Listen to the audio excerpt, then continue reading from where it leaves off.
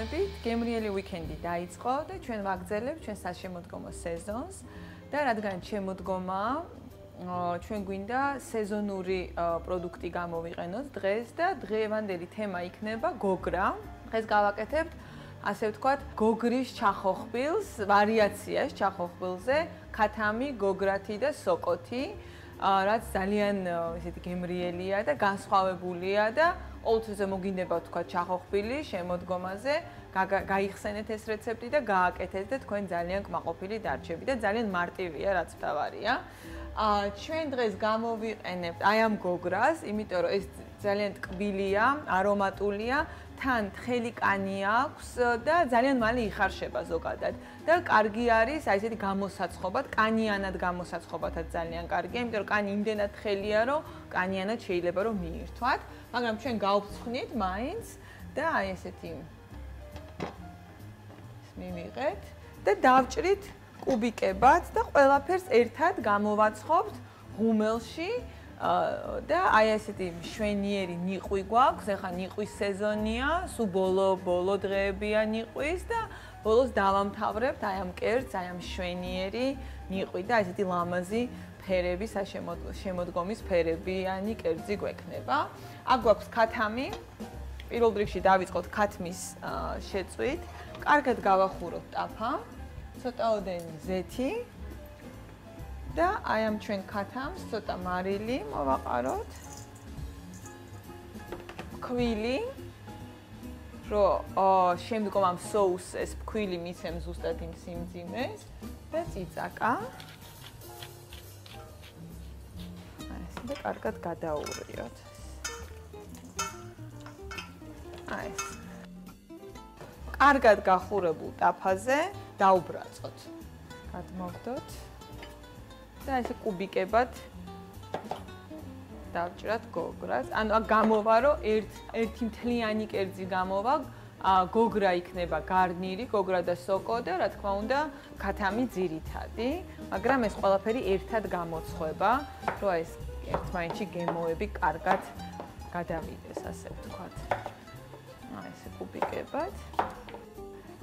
და სულ ბოლოში უკვე დაუმატებთ ნიხვს, სოკოს, რადგანაც თავიდანვე რო გამოვაცხოთ ნიხვს, იცით ალბათ ძალიან ცოტა დრო ჭირდება და ძალიან ჩაიშლება, ასე ვთქვათ. და ეს საკმარისია. როგორც წინაზე გითხარით, ყოველთვის აი ესეთ მაგარ ბოსტნეულს როდეს ჭრით, უნდა იყოს მსგავსი ზომები, რომ ერთნაირად შეიწვას, ან გამოცხეს, ან მოიხარშოს. სულ ეს არის. და ეხლა შევწვათ ეს ჩვენი ქათამი. ყველა მხრიდან დაუბრაწოთ უფრო სწორად.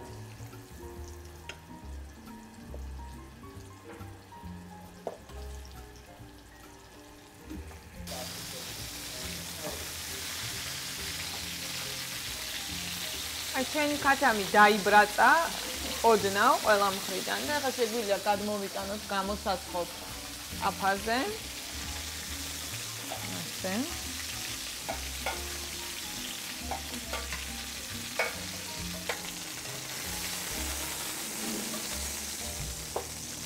და გავაგრძელოთ ჩვენი გოგრით იმავე ტაფაზე. აი ესე შეუბრაწოთ უბრალოდ ყველა მხრიდან ოდნავ სულ ოდნავ ნივრიანი ზეთი მოვაყართ.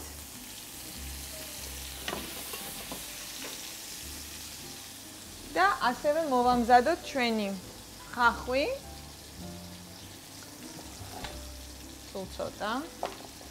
აი ესე პირდაპირ ეს ჩემი ახალი აღმოჩენა, ეს პატარა ხახვი, წითელი ხახვები, რომელიც ძალიან გემრიელია და მთელი ეს სეზონი ყველაფერში მხოლოდ აი ამ ხახვს ვმარობ. აი ეს ოდნავ ყველა მხრიდან შეიბრაწა. ცოტაოდენი მარილი. წიწაკა.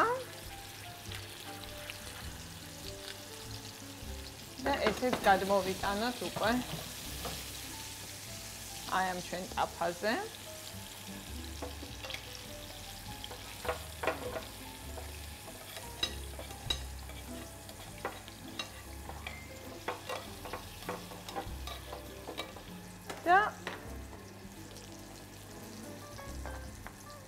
ეს ხახვიც.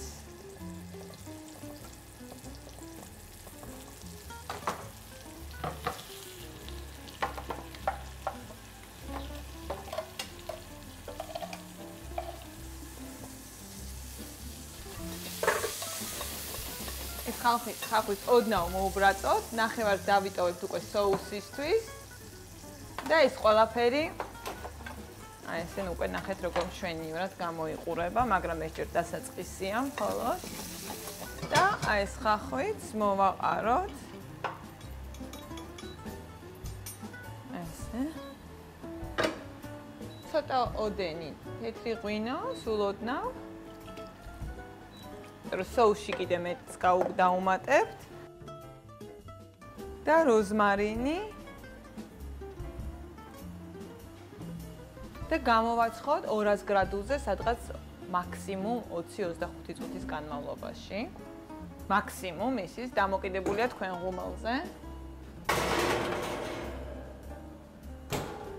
მე ახალი ჯადოსნური ღუმელი მაქვს, კონვენციურია და ჭირდება სულ რაღაც ნახევარი დრო, რაც რეალურ სამზარეულოს ღუმელს ჭირდება, ალბათ 10-12 წუთში უკვე აბსოლუტურად მზად იქნება. ეხლა მოვამზადოთ соуსი, ისევე ჩვენი ხახვი. ცოტა გავჭრათ 4-ად. გავახუროთ ტაფა.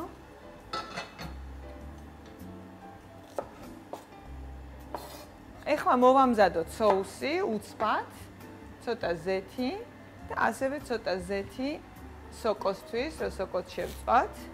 ხახვი. და მეორე ტაფაზე შევწვათ სოკო. ეს სასწაული ნიყვი. რა თქმა უნდა, როდესაც ნიყვის სეზონი არ იქნება და მალე აღარ იქნება, შეგიძლიათ ეს პირდაპირ გაუშვათ ჩვეულებრივ სოკოთი.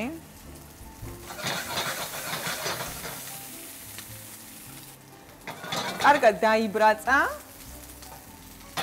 დაუმატოთ ცოტა ოდენი სოიო соуსი და ღვინო.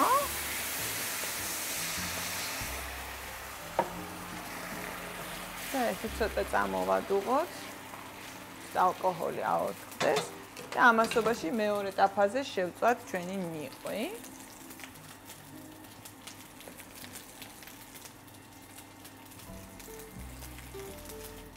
სულ ბოლოში უკვე რომ მზად იქნება ეს ალკოჰოლი რო აორთქდება, შეგვიძლია გავსინჯოთ. დაუმატოთ ნაღები. ამასობაში სავარაუდოდ ჩვენი ქათამიც გამოცხება.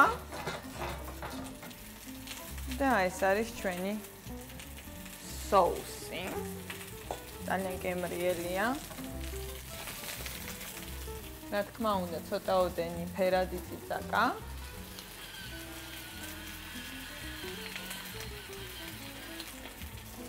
და ოდნავ წამოვადუღოთ, რომ соуსი გასქელთ. აი სულ ესეთი მარტივია. ჩვენ ზეთში ვწავთ ცოტა თავიდან და ბოლოს უმატებთ ცოტა ოდენ კარაქს. იმიტომ რომ თავიდანვე რო კარაქში შევწავთ, ძალიან დაიწვება, ანუ და მე ყოველთვის ნიხვს როდესაც ვწავ, ჯერ ზეთში ვწავ და ბოლო მომენტში უკვე კარაქს უმატებ ოდნავ, რომ აი ეს გემო პირი გამოვიდეთ. ისე ძალიან მძიმეა. სოკო შეიწვა, соуსი მოვამზადეთ, ცოტა ოდენი მარილი, გამოვიღოთ ახლა ჩვენი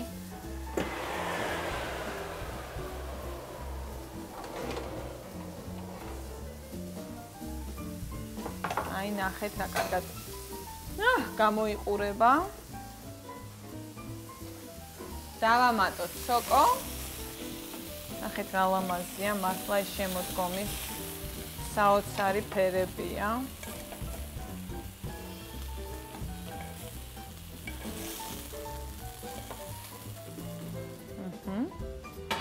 და ბოლოში მოვასხათ ეს соуსი.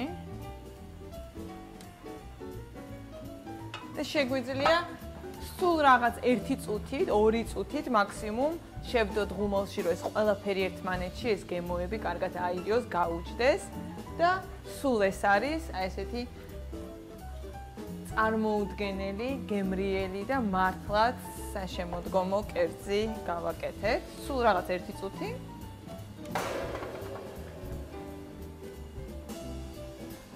სულ რაღაც 2 წუთში უკვე შეგვიძლია გამოვიღოთ ჩვენი ქათამი.